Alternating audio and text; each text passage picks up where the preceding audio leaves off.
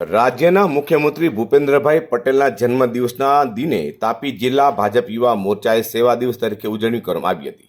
તેમાં વ્યારાના ધારાસભ્ય મોહનભાઈ કોંકરેની ઉપસ્થિતિમાં વ્યારા રેફરલ હોસ્પિટલ ખાતે સાફ સફાઈ કરી હોસ્પિટલના દર્દીઓને ફ્રૂટ બિસ્કિટ વિતરણ કરી મુખ્યમંત્રીના જન્મદિવસની ઉજવણી કરવામાં આવી હતી.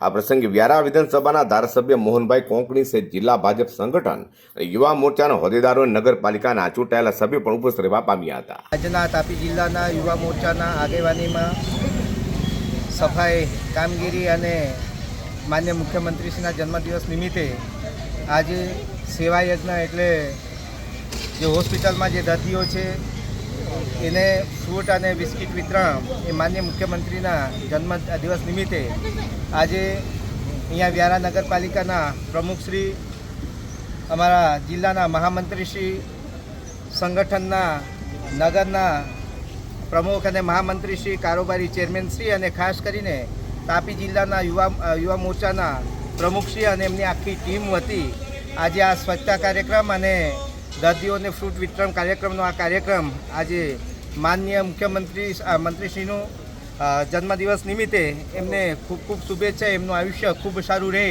એવી શુભેચ્છા સાથે આ કાર્યક્રમ પૂર્ણ કરવામાં આવે છે.